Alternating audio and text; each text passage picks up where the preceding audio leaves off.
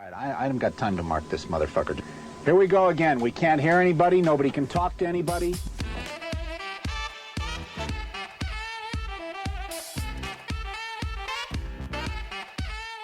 You guessed your Pressure Points with your two favorite hosts. I'm D, and this is AJ. We're coming at you with Season 8, Episode 11.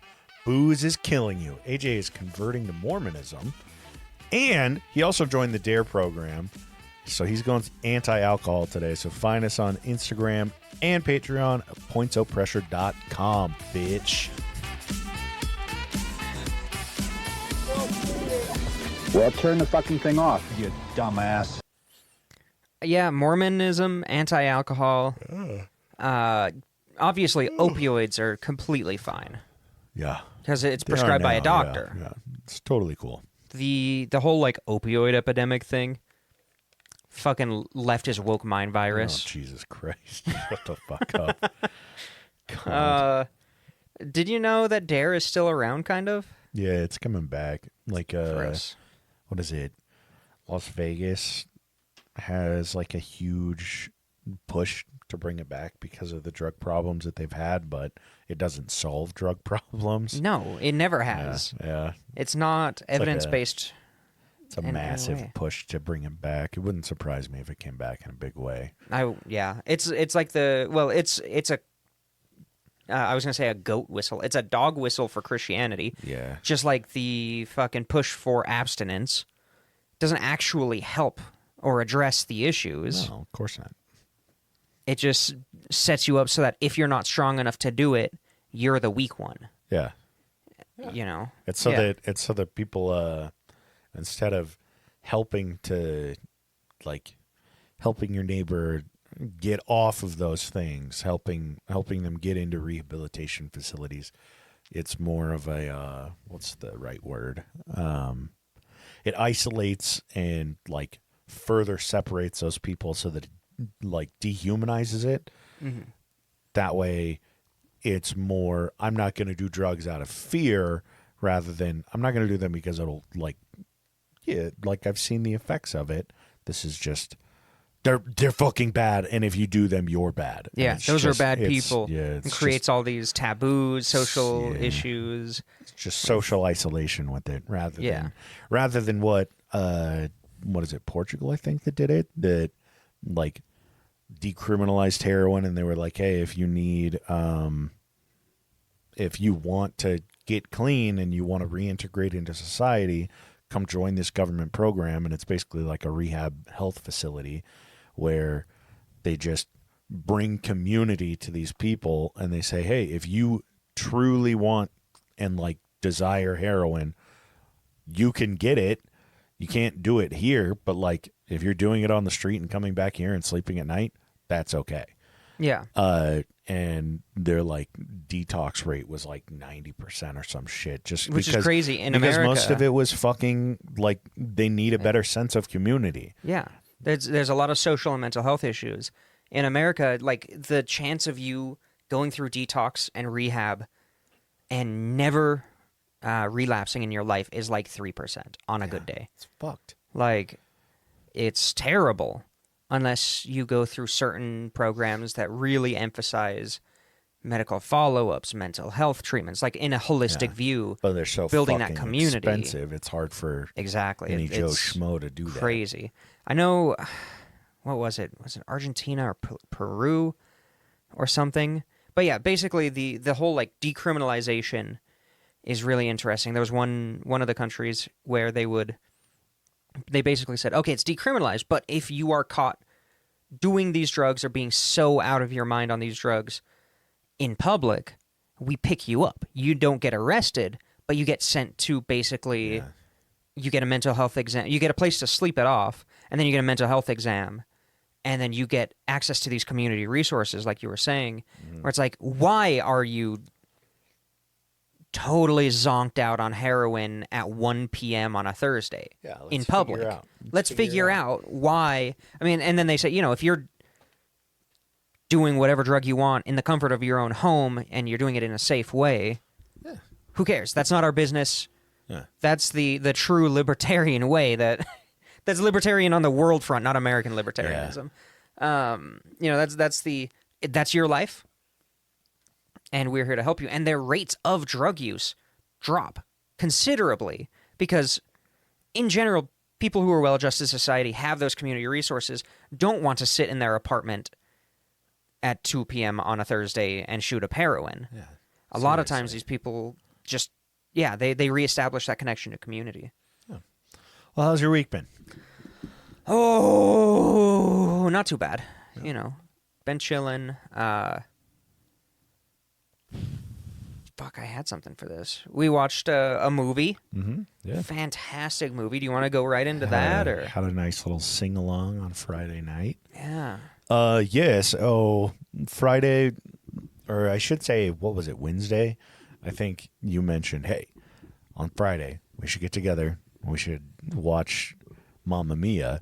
The entire premise behind us watching Mamma Mia is we were driving home from the tattoo convention a couple weeks ago, and I was like, hey, Abby, play ABBA while we drive home because it's good music. It's Hell phenomenal. yeah, love ABBA.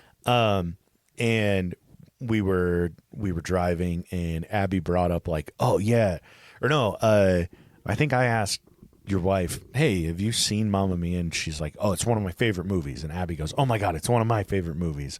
And we kind of, like, you and I had never seen it. Yeah. And we're like, what the fuck is it about? And so they just start answering these questions we had about it. And they're like, oh my God, this part in there. Oh my God, this part. They sing this song.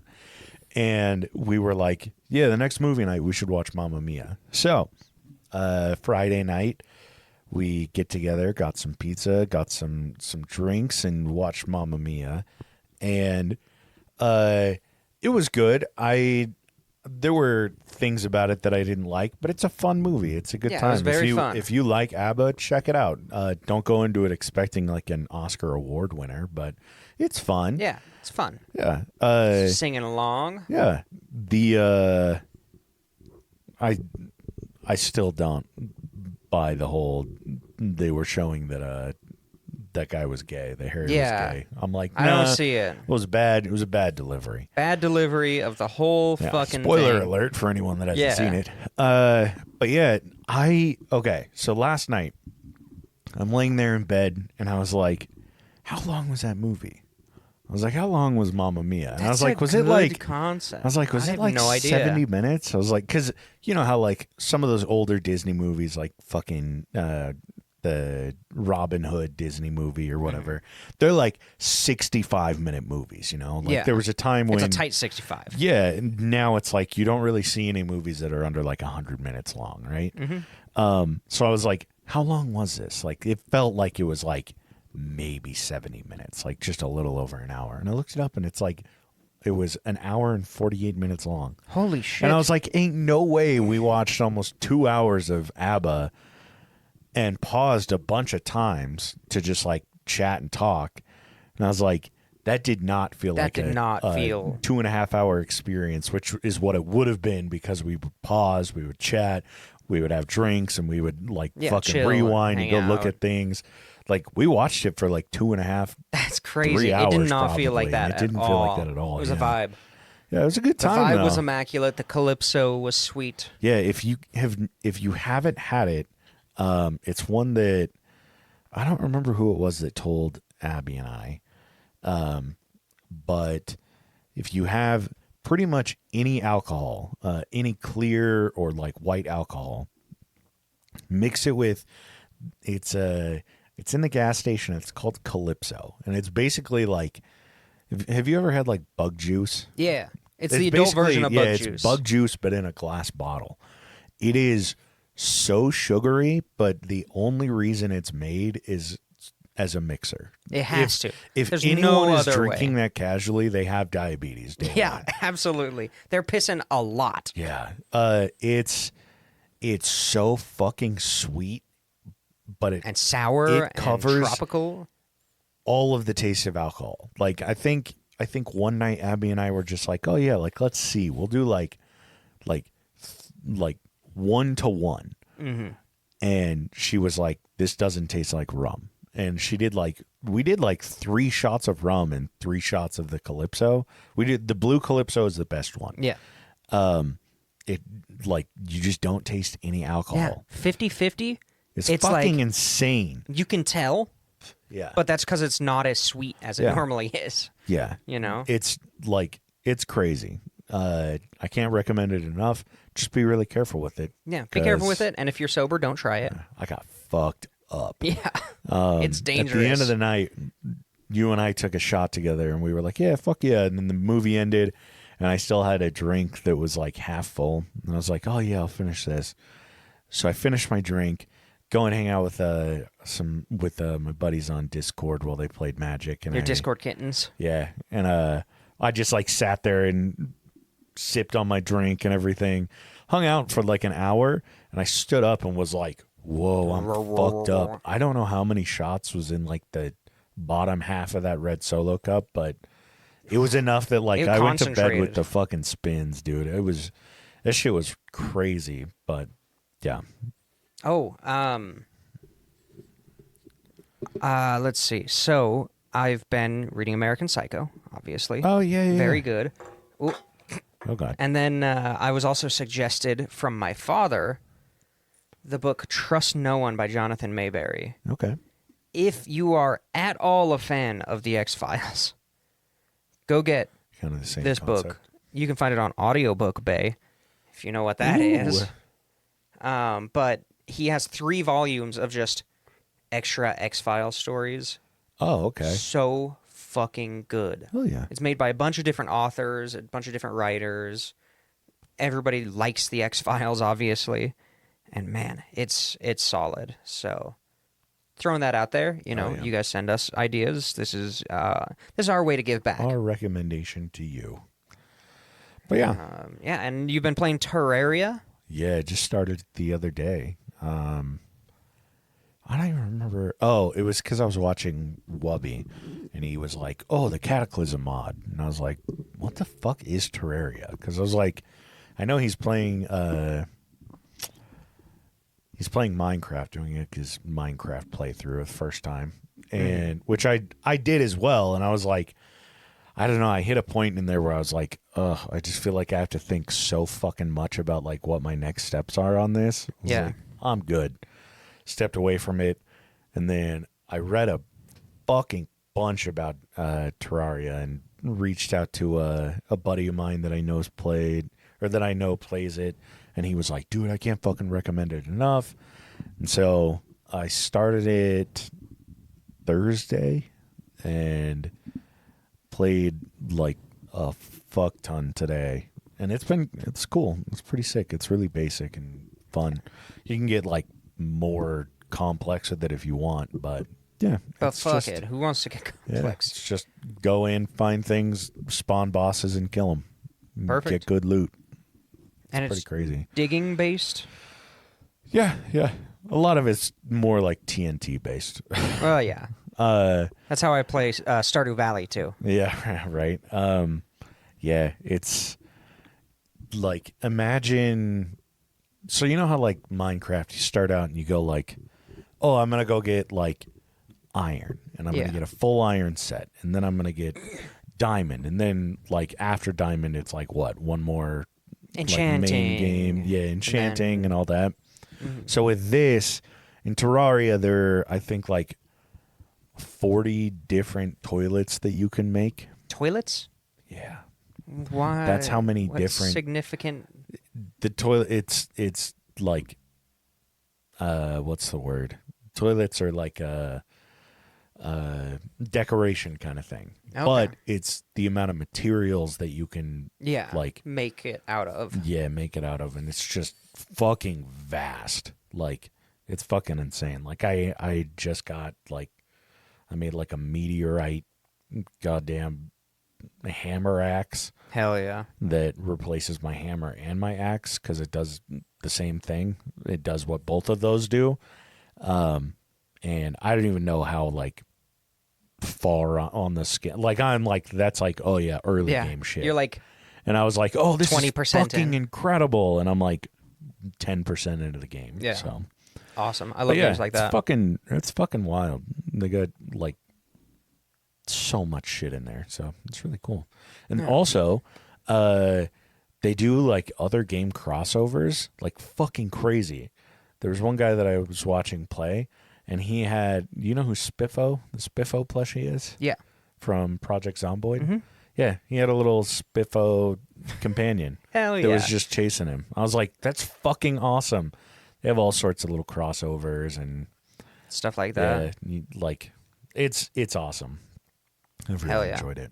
So yeah, that's what I've been up to. That's what you've been up to. Yeah, turning my fucking brain off when I'm not working. Hell yeah. I'm doing a cooking stream tonight. This is not an advertisement because this comes out after, but I just want to tell you directly. Okay. Oh yeah. You know, if you're interested, stop by maybe. But, fuck Liza. She also sends her condolences about just everything that's going on. You know, fuck Liza. No. We say that like every episode. No. What the fuck are you talking about? We say that every episode. Oh, I was like, I don't know who the fuck Liza is. Yeah, exactly. Okay. We just now say, I fuck off, remember Liza. we said it one time We've said it before in this. 3 episodes, but that's okay. Yeah. I was like, what the fuck are you talking about? But she also sends her condolences for just everything, Oh, being sick and everything. appreciate it. But, Thank you. But fuck you. Yeah, I appreciate it. Thank you very much. Go fuck yourself. Perfect. All right, so booze. Drinking. Booze. Alcohol. Yeah. What's your favorite drink? We talking mixed drink, beer? Any. All time favorite best drink you have ever had. Listen, I'm married. I have a wife. Probably a I'm not ordering you Midori. one. Probably a Midori sour. Okay. Oh yeah. I'm masculine. I like lifting weights, lifting heavy things, shooting guns. I love Jesus Midori Christ. sours so much. Okay. Oh yeah. Yeah. How about you? My go-to when I'm at bars is always a gin and tonic. It's 'Cause classic. It's just easy. Yeah. Like a bad gin and tonic is still a good gin and tonic in my opinion. Yeah. I know that a lot of people hate gin. I fuck with it. All-time favorite drink though, it would be a mix between an Irish coffee or an amaretto sour. Amaretto sours are good as hell. Yeah.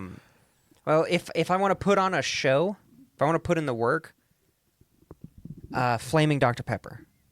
Oh, okay. Yeah, I can see that. Yeah. That one was good. It was just a trip. Yeah, it's weird. It's just a weird It's a one. flaming amaretto shot with overproof rum on top. You have to let it cook for a second, and then you drop it into A beer. a basic beer. Yeah. I wonder if it would be good if it were in like a really good craft pilsner. It might. Oh, looks like we'll have to try it for science. Yeah. It makes it taste like Dr. Pepper. Yeah, As weirdly. bullshit as that sounds, it's It tastes true. like Dr. Pepper. It's like it makes it taste like Big K Dr. Pepper. Yeah, that's Like it's not like, Dr. oh Shasta wow, this is fucking incredible. or Dr. Thunder. Yeah. You just have it and you're like, why the fuck? Like what the hell? Where did the secret that come 23 ingredients come from? Yeah. It was all in the match. If I'm at a bar though, vodka Red Bull That's fair. because Yeah, it's those are vodka and easy. Red Bull. Yeah. So easy. That's Abby's go-to. Hell yeah. So yeah, if you ever run into us at a bar, now you know what you can fucking Yeah. drug and send to us, Yeah, exactly. and then have your way with us in the back alley. I Put suppose. if you're gonna drug me, put HGH in there. Just give me a $5. throw That's some all I Tren ask. Yeah, in you there can do for what me. you want. Just leave me $5 at least. Hey, if you put roids in mine, you don't even have to. Peptides not for human consumption. Throw them in mine. You don't even have to pay me. Slip me a little bit of tea. Yeah. If as long as you're done with me, give me a little shot of tea for me. Jesus Christ. Just anything, please. Yeah. So booze, it's pretty interesting. Oh, and for those of you that are recovering alcoholics, I'm very sorry for the early banter on that. Don't go drink. It's not going to be. It's worth not it. worth it. Yeah. If you're sober, Yeah, those stay all. sober. I'm gonna be honest. They all taste like shit. Yeah, so and go you have- feel like go have shit. like a really good Kool-Aid. Oh, dude, get a Flavor Aid. Go to Fizz or whatever the fucking soda shop is that's near you. Go get diabetes. Oh, you know what? You know what's really funny? Huh. Fuck you, Liza. because you go to Swig a lot. Oh, for anyone that doesn't know what Swig is, it's a Utah subculture thing. We're bouncing around a lot. We really are. This episode. So because Mormons can't drink, and this is to preface, now that AJ can't drink. Yeah, I'm no longer allowed to drink because I've converted. Yeah. I'm a born again missionary. Yeah, right. Born again missionary. Swig, Fizz, I don't even fucking know what the other ones are. They started out in Utah as like fry and soda shops. And when you hear soda shop, you're like a 7-Eleven soda machine. No, they take like every soda that's ever fucking existed and they add more shit to it. So like they have ones where it's like Dr. Pepper and they add like coconut cream to it and they put it in like the Sonic ice and then they add like cherry syrup to it and they add vanilla syrup to it. It's dirty sodas. Yeah, dirty sodas. That's the word I was thinking of. And like the sugar content of these fucking things is like 4 million.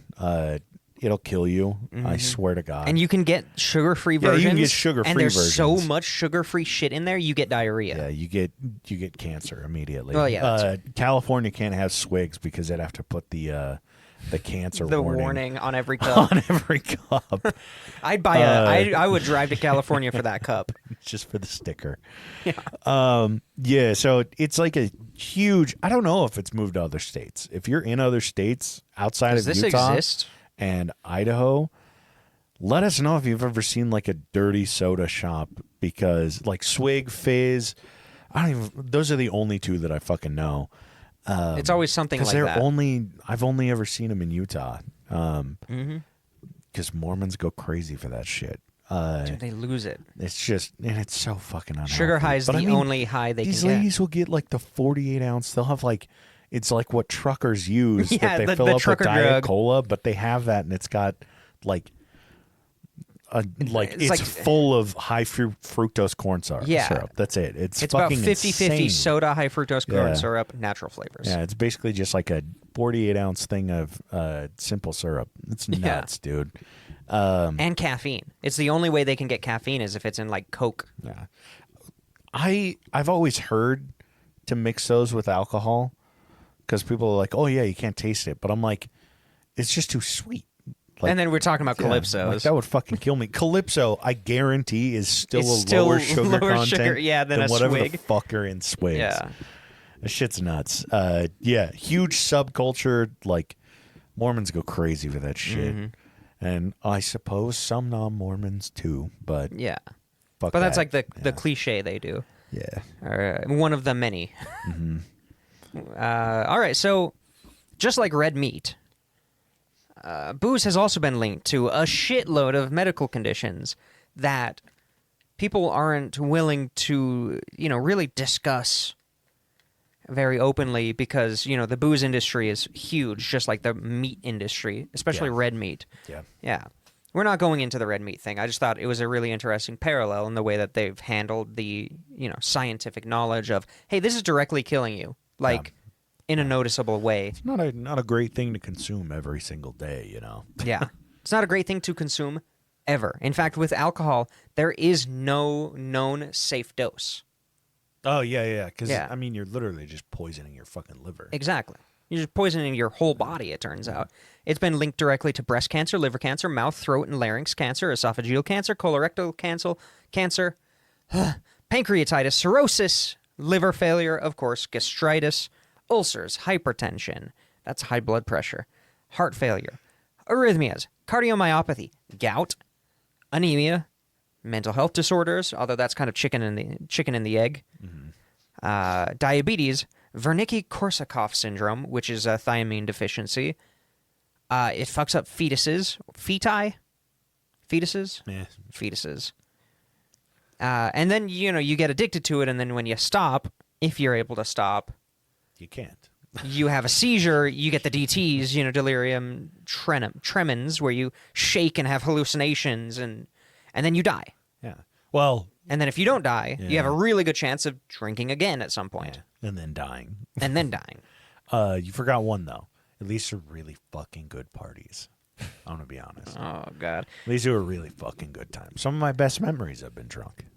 You could remember them? Most of my memories I've been drunk. Yeah, there you go.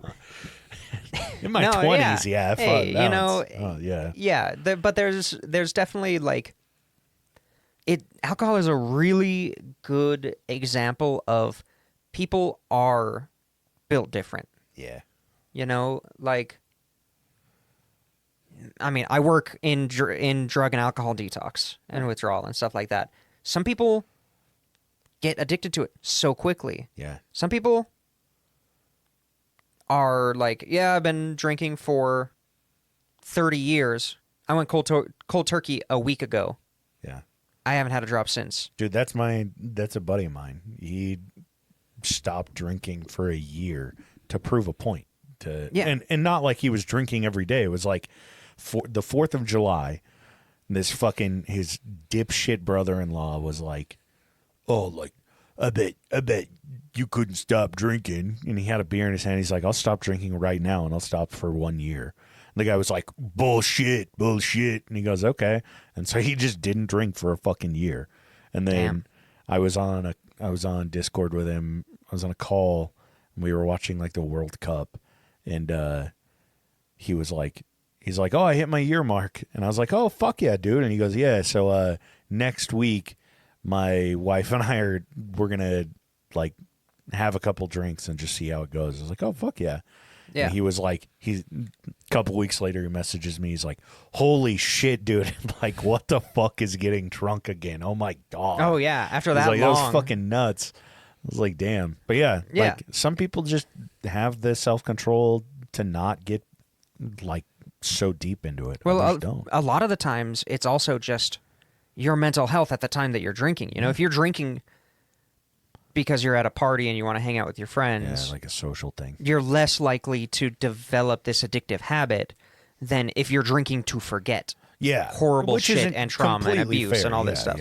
Yeah, so a lot of it's that, and then genetically there's some people who are predisposed towards either the addiction or, you know, culturally there are a lot of factors in it. We're not getting super deep into the addictive habits of it, but it is interesting to point out that pre-Prohibition America was much like a lot of Europe in their drinking habits, where you get off work, go have a pint with the boys on the way home, and, you know, if you're feeling fancy, you'll have a pint with your dinner and then a pint with your supper, and, you know, maybe you'll have an aperitif before you go to bed. You know, you have a little hard liquor. Little nightcap. And that was common, and really has been common for a long time in, I don't know, just history.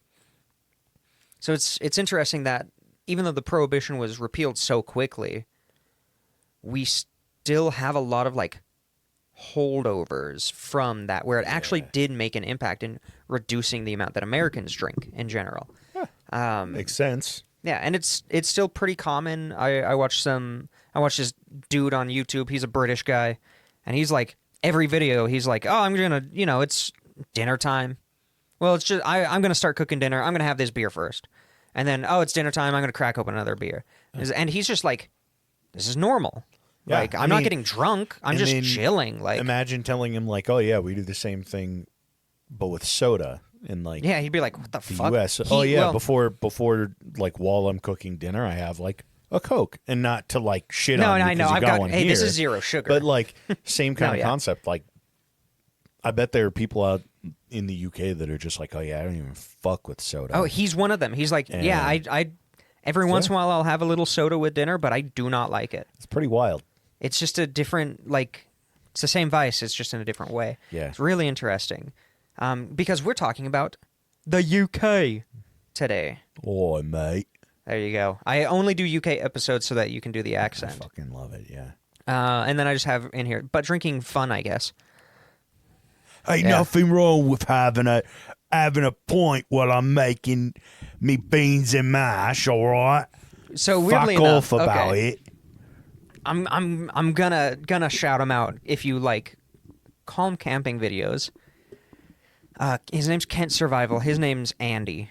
Oh yeah, from Kent Survival. Quesadilla. that guy. Yeah, I just found out he weirdly makes a lot of like South American food for his dinners. He's like, I love nachos and quesadillas, and just he makes a lot of like Hispanic food, and some of it he kind of does more traditional out there recipes that you wouldn't think a UK bloke Yeah.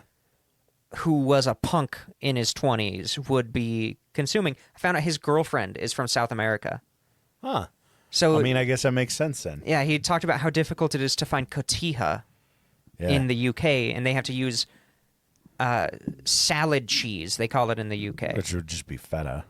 It's like a weaker feta, Oh, okay. More mild. a milder feta. I can see yeah, that. but just a weird thing. It's fun. Leave it to a UK motherfucker to just scuff cumin one time. And he's like, I'm going to marry Spices. That's it. I'm going after a South American woman. Yeah, well, he says, I'm going to add some cumin leaf. That's coriander leaf in the UK. We call it cumin in my house. So Jesus good. Christ, what a fucking goof. He's a goofball. It's very I've tasted food for the first time ever, and it didn't have peas in it. nice. Yeah, it really feels like that. And I then ate all of a some sudden, that wasn't just flavored brown for the Yeah, first brown time. flavor. You ever had He- hot sauce? It's nothing like brown sauce. So that's the thing with hot sauce is that he gets established with this lady. He starts eating food with seasonings in it, and suddenly he comes out with a line of his own hot sauces. Really? Yeah. Oh my god, dude. Fuck. No, it's really great. So Manchester, in the UK, some doctors noticed some, the working class population, the homies who clock in, clock out, get a pint, go home. There was some classism going on in this time period. This is late 1800s. Okay.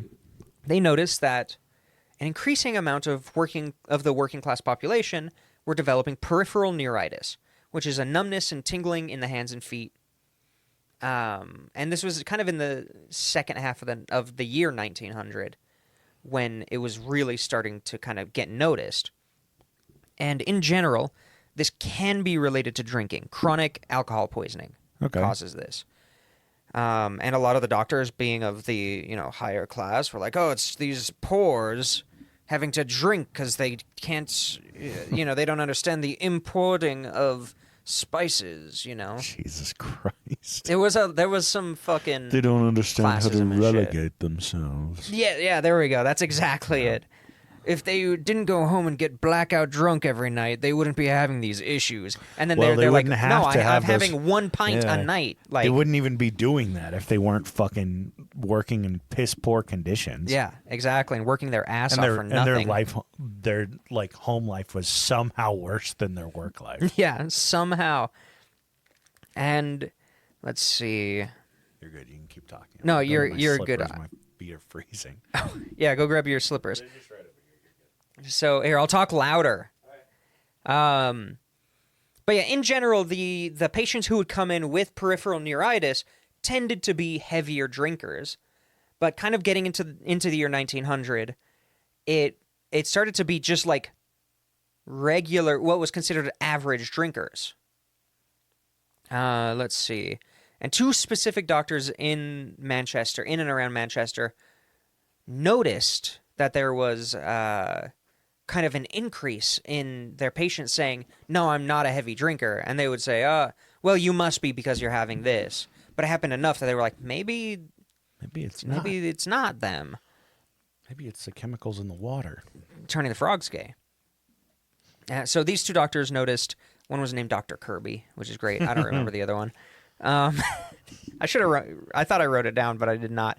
So this is a direct quote from something that they wrote about this event. And it says, I'm not going to do the accent. Peripheral neuritis is unfortunately a very common affection in Lancashire amongst alcoholics, and for at least 20 years has been a prolific cause of paralysis. The subjects affected are almost invariably beer drinkers. Some observers go so far as to claim that peripheral neuritis never develops simply in spirit drinkers. Many cases, however, have certainly occurred to imbibers of mixed drinks. I don't believe that at all. So they're basically saying in the Manchester and Lancashire areas, for some reason, heavy beer drinkers are getting it more than spirit drinkers, which is kind of opposite to what is expected for this. You'd think that the spirit drinkers, because it's a higher percentage of alcohol, are more likely to get the chronic alcohol poisoning leading to the peripheral neuritis. So my theory on that would be that getting your hands on higher proof liquors is more expensive, and getting a pint down at the pub is probably just like a half a quid or whatever. It's I think 4 pennies for the shittiest beer. Like, so it's just 4 like, cents for the like, shittiest beer at this time. Of course, they're going to get drunk off something that's lower percent, because if you have 6 beers, you're still probably paying less than you would for a nice scotch or something. Yeah, a nice for whiskey. one shot of scotch. And you're drinking, like, yeah, it's a lower percentage, but overall, you're going to be drinking a hell of a lot more. It would typically be like a decent percentage. Yeah, no, I'm saying like I'm just lower saying the drink less itself. spirit. Yeah. But like stacked up, 6 beers is definitely more 6 than beers at one fucking shot. 10%, Yeah. 8%. It's pretty decent. Yeah. For Americans, for Utahns who are stuck at the, what is it, 5 point something now? Yeah, 5.3, I think. Ugh. Weak. No. So, let's see. So doctors have started to notice, it's a little weird, but whatever. These people just need to stop drinking. Or Fair. drink in moderation. Be temperate. Yeah. Let's see. Since about 1898, specifically and only in Manchester and some of the surrounding areas, the rate of peripheral neuritis diagnosed has been going up steadily. Okay. And yeah, and as I said, they noticed it was worse in beer drinkers, and they also noticed a new symptom starting to come out. So essentially, you start getting itchy, numbness, could lead to some paralysis, and then a new symptom came out where the skin actually started changing color. It would start to get pigmented on the arms and legs in a really weird way. There are some pictures, you'll see those, of like atrophied, paralyzed legs with weird spots. Because I guess they didn't stop drinking. Or it looks like fucking, what is it, rosacea or whatever it's called? No, it's dark pigment. Oh, it's dark. It's very okay. dark. Okay. The youngest identified patient who developed this peripheral neuritis was 4 years old. 4-year-old girl, happened to be the daughter of a pub owner. Who was drinking while she was pregnant? No, she's 4. Yeah. She, no, I'm saying her that mom too. was drinking that while too. she was pregnant. Yeah. No, she would drink beer. The 4-year-old, they would give the 4-year-old Oh, beer. yeah. Of course. Like, oh, here's a little sip Yeah. to help you sleep. Yeah. So she started getting the paralysis, the peripheral neuritis. There was one guy, sober for about a year. Mm-hmm. He then drank 36 pints in 3 days. Jesus Christ, dude. Stopped. Didn't have another drop. Developed horrible abdominal pain. Who I could've think thought? anybody would have developed horrible abdominal pain. But then he got the peripheral neuritis, the tingling, the numbness, the paralysis, the weird pigmentation. But then within a week of him stopping drinking, it went away. It almost cured itself. Okay. It didn't get advanced enough to cause permanent damage yet. Yeah. So a lot of people, they didn't stop drinking. They didn't know that was the connection. Or they were told, drink less, but not don't drink at all. And that just kept feeding into it. And then that would lead to like full paralysis of the legs with muscle wasting away and just like completely impacting your life forever. Let's see. And yeah, a lot of people did develop this permanent loss of nerve function and paralysis. Damn. Because they weren't told, really, stop drinking. Because that would be barbaric. It was just, don't drink so much. Because, again, the cause of this is chronic alcohol poisoning. So the idea is, if you don't get alcohol poisoning anymore, but you're still drinking a little bit, it should go away. Yeah. And, yeah, the majority of the patients were standard UK drinkers at the time period. Pint in the day after work, aperitif, like we already talked about. So as a recap to this outbreak in the second half of the year 1900, starting in about 1898, although there's some evidence that it was like 96, is that you start off with some itchiness in the hands and toes, the fingers and toes, that would spread, become tingling, spread, become numbness, progressing to complete numbness, and eventually paralysis. And if it kept going beyond that point, that paralysis and numbness could become permanent. And then, out of nowhere, a good portion of these guys developed a rash that was similar to like herpes zoster, like shingles. Okay. And then they would also get very painful, like biceps and calves. Like you touch it and they freak out. Yeah. Like it's so painful, which makes sense. You know, your nerves are being fucked with. Yeah. And then the pigmentation, darkening of the skin, mostly on the legs. And if the symptoms were caught early and they stopped drinking altogether, it would typically go away. Yeah, really weird. So Dr. Reynolds saw this going on, read what those other two doctors were writing about. He's of the Crumpsall Workhouse Infirmary. Fucking Crumpsall? Crumpsall. Like Crumpsall? Yep, exactly. Jesus Christ. So That's Dr. like Reynolds, the most fucking UK posh shit on the planet. Dr. Crumpsall. but it's a workhouse infirmary. It's basically work med for us. God damn.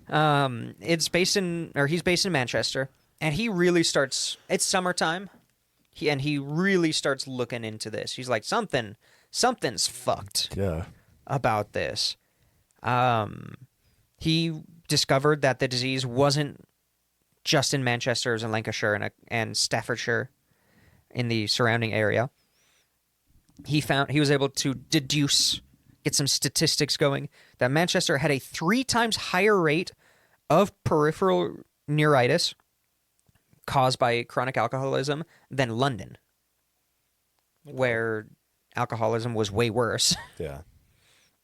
And from 1892 to 1898, or no, from those years, from 1892, why did I write it like that? From 1892 through 1898, they had a 3 times higher rate of peripheral neuritis. Jesus. From later than that, it was even higher, but it was 5 to 10 times higher in those years than Cambridge, Belfast, and Dundee, which are much higher populations, much easier access to booze, different drinking culture, and stuff like that.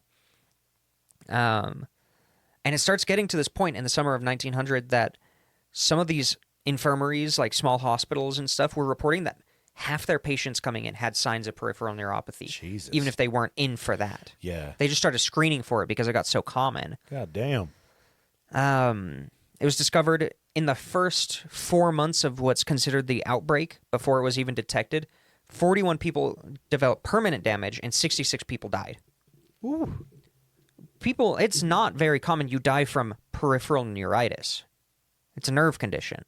Yeah. Like, yeah, lifelong shit going on, but it's not something that you normally would just die from. Like, if someone told me, oh yeah, I die, and that person died from peripheral neuritis, I'd be like, there's something else going on. There's some other underlying illness or something contributing.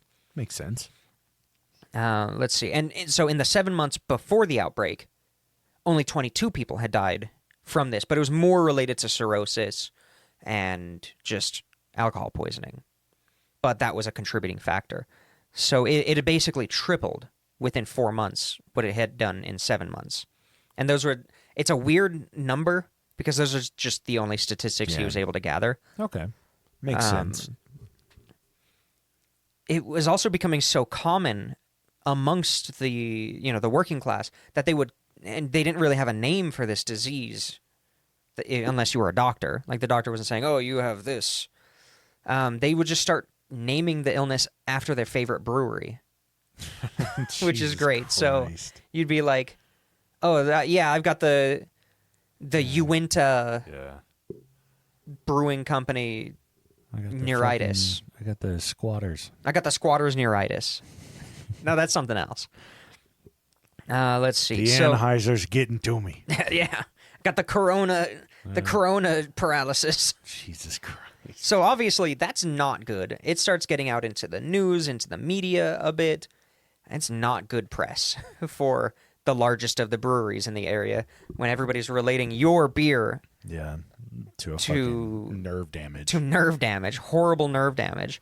But I mean, their sales didn't really stop. Let's be honest. Yeah, absolutely. They're like, oh no, our bad image. Oh wait, sales haven't been affected? Okay, Who cares? So Dr. Reynolds does what, this is standard procedure when you're researching something in the medical field. You start by reviewing the literature on the subject because research has already been done on just about every disease. If you can figure something out, you can base and start making these theories and start going from there. So he starts reading compendiums of knowledge on peripheral neuritis as it relates to alcohol poisoning. Okay. And he found that in the neuritis that's related to chronic alcohol poisoning, it's one of the very few that you get that extreme muscle pain, deep muscle pain. Oh, okay. The other causes of that, or the other causes of neuritis that can cause that extreme muscle pain is beriberi, which is thiamine deficiency, which happens when you drink. It's a vitamin B deficiency, and arsenic poisoning. Oh, I was going to say there's something in like the local water. Yeah, there's got to be something, right? And he knew that. He was like, there's something else going on. So he now has this idea. He's like, oh, I've been reading about this. This is the only symptom that is kind of funky, but makes sense, but could be something else, Yeah. So he starts, when his patients come in for this, he says, what's your favorite brewery? And then he'll go to a pub, order a beer from that brewery, and then pour some. I'd like to imagine it's pour some into a Ziploc bag, and then take it to be tested. No, he just has a syringe. Yeah, I think it looks way better if it's handed big to him. syringe. But instead of him injecting something into it, he just draws a Drawing bunch it out, and the bartender's like, "What the fuck you doing there, mate?" And he's just like, "Nothing." Nothing. Don't worry about it. Yeah, puts the cap on and slips it into his little fucking chest Pocket protector. Yeah. He basically figured out that every single brewery in Manchester, their beer was laced with arsenic, and he published his article in the British Medical Journal in November 1900. That's crazy. Every brewery in the Manchester area just happened to have arsenic It's in in the their water beer, supply. It has to be. but it's not in the water supply. He tested the water supply. And then it's something in the air. Something funky's going on. So a little bit of, almost. Another doctor reads his article. Dr. Tattersall. Jesus Christ. Both of British. Both of these names would be better if it was Sale. Tattersall or I mean, it probably Sale, is pronounced that way. Probably. Yeah. But he noticed he's like, okay, I read this article. I'm going to start asking my patients where they've been drinking. Yeah. And all of his worst cases were from one brewery. Oh, okay. So he went in and was like, I'm going to take this a step further. I'm going to go to the brewery and start testing. Yeah. Whatever I can think of, wherever the contamination would come from. Tested the water. Water's fine. Tested the hops. The hops are fine. He tested the malted barley. Nobody really tests the malted barley. It's fine. He's What waiting about for the those tank? results. He starts testing the invert sugar and the glucose. Okay. And they're massively contaminated with arsenic. Oh, he tests shit. some other breweries. Their sugar and their glucose is massively contaminated. So they're buying from somewhere that's probably They're buying from one... cutting. Yeah, they're buying from one producer, essentially. Yeah. And it's a really interesting process that we get into of how this contamination is coming through. But also testing the malted barley reveals a small amount of arsenic poisoning, or of arsenic present. Obviously, no amount is good, but much lower than the sugar. And then he starts talking, and it turns out in about 1895, a lot of breweries across the UK started cutting costs. They started being capitalists, and not caring about the high quality of their beer. Yeah. They start cutting costs. They reduce how much barley they're using, and they substitute in a bunch of sugar, glucose and invert sugar. Yeah. Let's see. And then they switch to basically the cheapest barley they could find. And that itself, the changing of that recipe was enough to start like an investigation to make sure it's... People were pissed off that their beer wasn't as good as it used to be. Yeah, yeah. And that is the most British thing Yeah, for real. that I've seen. Setting up a royal commission because your local brewery changed their recipe. Yeah. It's Because really it was killing you. Well, no, this is before they knew about this. Oh. Because they only started in 1895. But the cases didn't really start to develop for a couple of years. Let's see. So the suppliers for the breweries who supplied the sugar and the glucose, you make glucose by heating starch in the presence of an acid. This company was using sulfuric acid to, within that process to create this glucose. Well, it turns out they recently at about this time, they started getting a lot more orders for their sugar and their glucose. So they contacted their suppliers for the sulfuric acid and said, we got to get it cheaper. So they start using sulfuric acid from pyrite that were heavy in pyrites. Pyrites hold a lot of arsenic. So they're basically creating the glucose with arsenic in the sulfuric acid. So it just gets into everything and gets into the invert sugar. And the fucking supplier's excuse was, well, we didn't know what they were using it for. If they wanted it arsenic, we knew there was arsenic in it. If they wanted it arsenic free, they could have just asked. Well, what the fuck do you think Moe's Brewery is, dude? Big John's Brewing Company buying your glucose. Big John's Total big bullshit. beer. Total bullshit. And they're just like, maybe they're using it as ice melt. Yeah, Come like what on. the fuck? And the barley was an interesting one.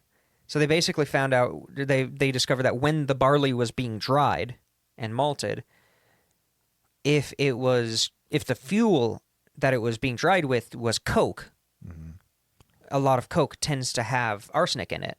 And nobody knew this up to this point, but the arsenic would release and actually go into the barley. And that ended up being the cause of the alcoholic neuropathy in the Manchester area that had been going back 50 years. Jesus. It had been higher than basically everywhere else in the UK because of this process. So they kind of discovered two different things going on. Let's see.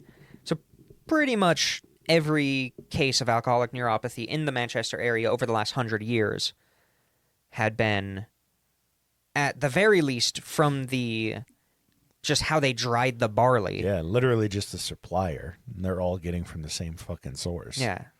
So it's just because the coke in that area happened to be higher in arsenic than in other areas. So their rates of arsenic poisoning was higher. Jesus just a weird, Christ, because their local supply of fuel was higher in arsenic, now they have higher, it really shows the ripple effect that public and community health can have. Let's see here. So in all, they basically,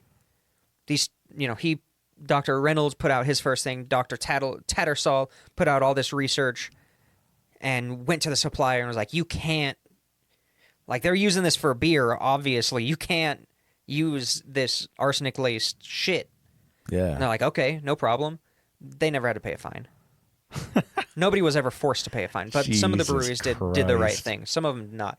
A royal commission was opened. That's like an inquiry, you know? Yeah.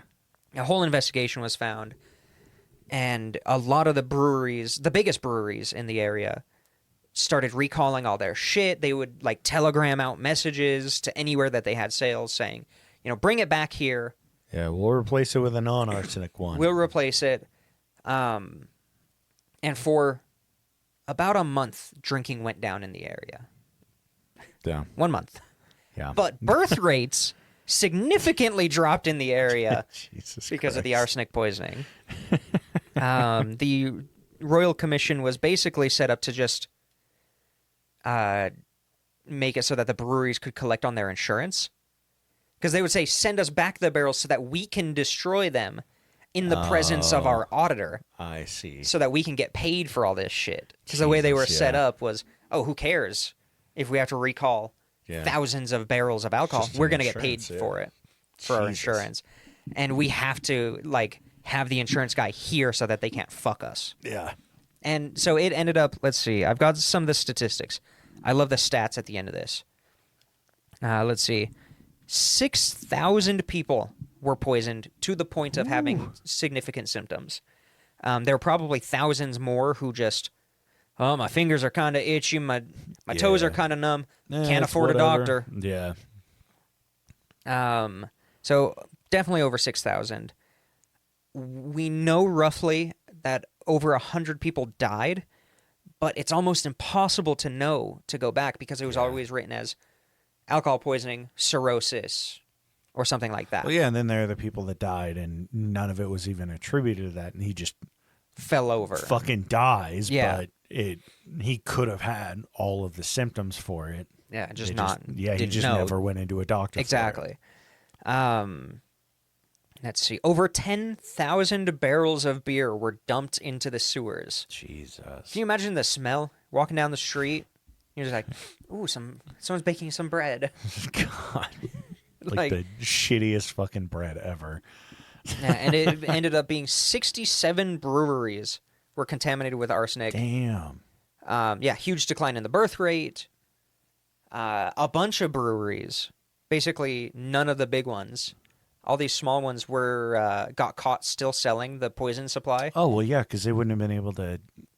They can't afford the fucking cost difference. They can't afford to But it was paid for with the Royal Commission and the insurance. Oh, well, yeah, that is true. No, they were being scumbags. There was one pub that got fined it was like £500, which is a good amount in those days. Yeah. For continuing to serve contaminated beer despite being warned multiple times to stop. Fuck you. The owner was just like, he's like, well, I have this huge stock. Let's keep selling it.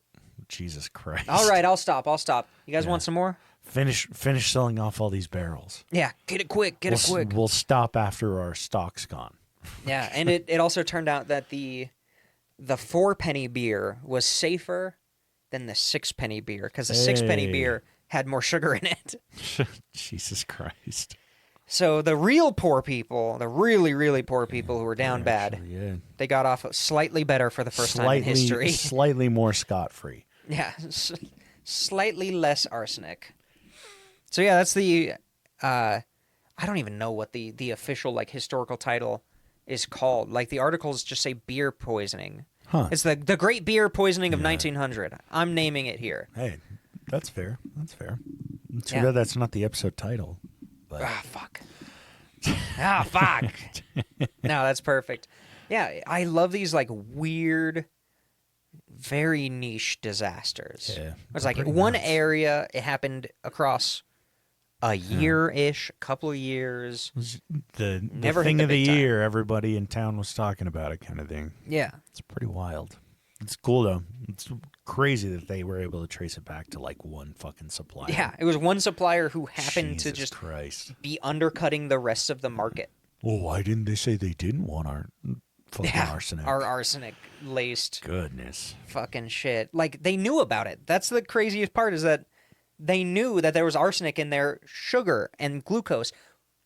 What else are people using glucose for but shit for consumption? What the I don't get it. Fucking ridiculous. Yeah. Well, if you guys would like an extra episode every month, an exclusive, if you want to check out AJ's series called Voices, it's really good. Or if you would like to listen to our really goofy, sloppy seconds episodes, check us out on Patreon, patreon.com/points-o-pressure. We'd really appreciate your support for those of you that can. If you can't, go make a free tier. You'll still get access to some of the content. You'll most certainly get access to something that's more exclusive on Patreon. So yeah, absolutely. Yeah, go make your free account, get some free content, and you got those names. of course, I've got the board here. We've got Grover, Minnie D, Thomas, and Toddle Waddle. They would not be for the temperance movement. Yeah, they actually insist on arsenic being in all sugars always. Well, they know that arsenic being toxic kills bacteria, so it's actually good for you. Yeah, it's good for your gut health. Yeah, good for your microbiome. Yeah, that's the board. It's a message from the board this week. Take care of your biome. Yeah. Your microbiome. Yeah. With arsenic. Yeah. And then, of course, we've got Abby, AJ's Third Nut, Nordic Thunder, Weston, Dark Runner, G's Nut, Whoa. D's Nuts, and G Dog. Thank you guys so much for supporting us, making us pay taxes. Yeah. Thanks a lot for that. But yeah, we appreciate your support. You guys are phenomenal. We can't thank you enough. As always, if you guys ever have any recommendations for movies, TV shows, books, remote jobs, dirty magazines, clean magazines, if you find an article that pertains to something that we've talked about previously on the show, by all means, reach out to us on Instagram at pointsopressure. Feel free to send us an email, ppdnaj@gmail.com, or go to our website, pointsopressure.com. Send us a voicemail or an email, and we will catch you guys next Monday.